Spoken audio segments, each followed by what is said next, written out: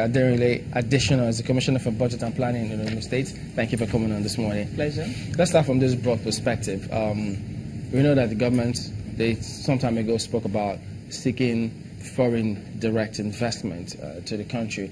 But the question that a lot of people will always ask is, yes, well, it may be good for us to do that because we need the foreign exchange to stimulate the economy. But do we have the requisite environment to keep those businesses here? Because some will also ask, what about those who have the funds here? Do we encourage them enough that they invest their funds in the country? Well, I think I was going to make that point, actually, that we always talk about FDI, but investment is investment. And people that are onshore have different sensitivities to people that are offshore. There are times when maybe the FX is unstable or there's an uncertainty in the outlook, and onshore investors should still really be able to invest. I think there's a difference in investment psychology. If you're a domestic investor, you can get very high, relatively low risk returns in some very safe instruments. And we're not yet so developed in the business of venture type capital investing and investments that have long return horizons. Whereas you find that offshore, these segments are more developed. People understand how to calculate the risks more clearly and price that risk, and so they're more willing to enter. But to your question about whether or not we have the environment to sustain such inflows, I think that these investors that come in are savvy, and there's a reason why they want to come in. You look at the Nigerian context. You look at Africa first of all, in terms of the size of the population and the demographic.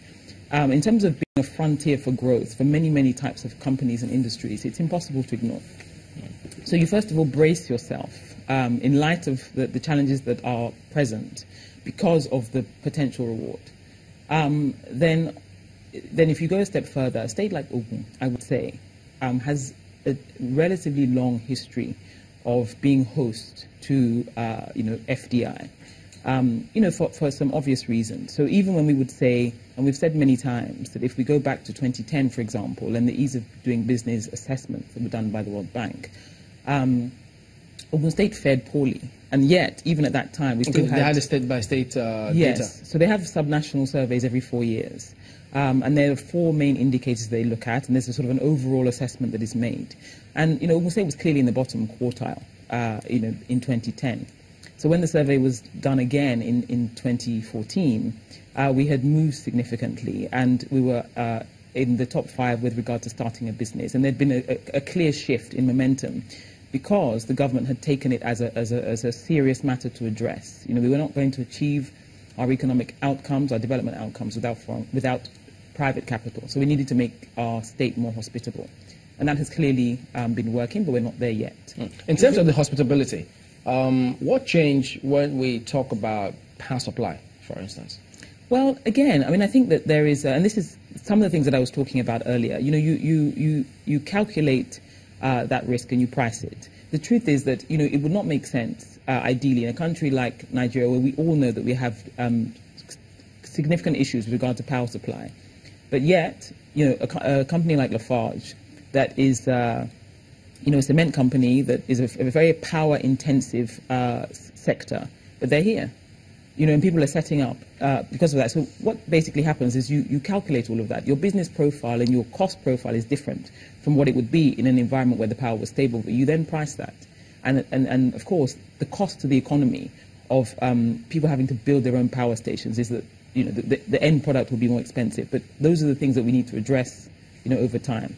How well are we faring in terms of our internal investments, such that we are able to clean our own homes, or should I say, do our own house cleaning, before we are seen as, viable partners by international investors? I think that's a very fair question, and I know that from my previous life, in banking and dealing more with portfolio investors, it was a constant question. When you're canvassing offshore portfolio investors to come into this country, they will always ask, what are the onshore guys doing? Are they participating? But it also comes back to that issue of investor psyche. So, for example, in terms of institutional funds in Nigeria, the pension fund sector is the largest organized pool of funds. But for a long period, they were very averse to equity investing because they had had bad experiences, but offshore investors were still doing so. There's an element of having the skill and the discipline to evaluate an investment, to price it, to determine what is an acceptable return profile. And I think it's kind of a two-way thing. So the people presenting the investment opportunity obviously need to develop their institutional capacity to run a business, in a way that is acceptable by international standards. But also those that are taking the investment need to also have that discipline of evaluating that investment and pricing it and determining whether or not it's an acceptable risk profile for the return that is being promised. And that discipline needs to develop on both sides, as far as I'm concerned. Just a minute. Just recently, we went up 28 points in the ease of doing business. How has that been able to, be as a yardstick for FDIs to begin to see Nigeria as an investment destination in Africa? I think it's very important because it's an independent and objective measure. It's one thing for us to sort of go on the road and say, we're great and we're doing great. But this is a measure that measures everybody by pretty much the same parameters. So there's a level of objectivity and a level of comfort, therefore, in the result. And I think the most important thing from surveys like that is the signalling. The government has been talking a lot about the ease of doing business and focusing on it. And so then you have a measure that says, wait a minute, there's a change in momentum here. We've been talking about this for years, but actually we can see that there is movement. So it's about the signalling. People are watching Nigeria because they need to watch Nigeria. It's a large country, it has a young population, and we have still many things to get right to unlock the growth momentum that is possible. So the upside is clear ahead. But usually what investors are looking for is, they want to see that, okay, we're on course. They know that Rome was not built in a day, but are we charting the right course? Are we addressing the issues incrementally that will lead to sort of a tipping point? So, for example, we talked about power earlier. Nigeria's been talking about power for a long time, a very long time. But there are some indicators that people will feel, okay, actually there seems to be some, all of the planets seem to be aligning, and we're getting to that tipping point where the regulatory environment, for example, supports a viable sector. Private capital can also come in and support, the state efforts to provide, that is a very capital-intensive, industry.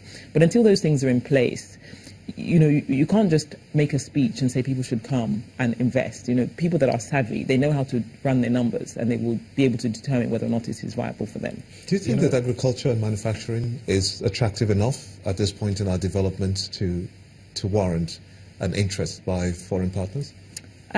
Well, again, I think that the answer is always yes at the right sort of price and return profile. But not for everybody. People are at different places. They have different shock absorbency. So if you're maybe a small startup, your ability to weather difficulties and take a long-term view is quite different from somebody who is a global established player that is taking a long-term strategic view on a market. Again, we have a lot of arable land here. We have a relatively inefficient sector overall. And when there are inefficiencies, of course, there are opportunities. So what it takes is the right policy environment and sustained intervention to get us to a place where, you unlock the potential that everybody knows is there.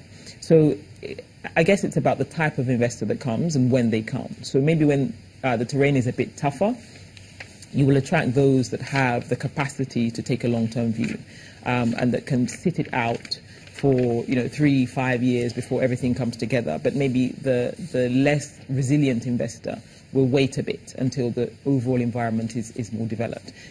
For manufacturing, for example, again, depending on the size of the market, the spending power of your end consumer, the margins that you have to play with may not warrant you coming in when you have to load all of these operating costs into your model. So you may have to wait a little bit for some sectors, but for others, maybe the environment works and the customer can absorb the price that you need to charge them in light of what you need to do to set up. So it's not one answer for every sector and every investor, but the fact that investors are coming in means that there is enough for them to show interest in.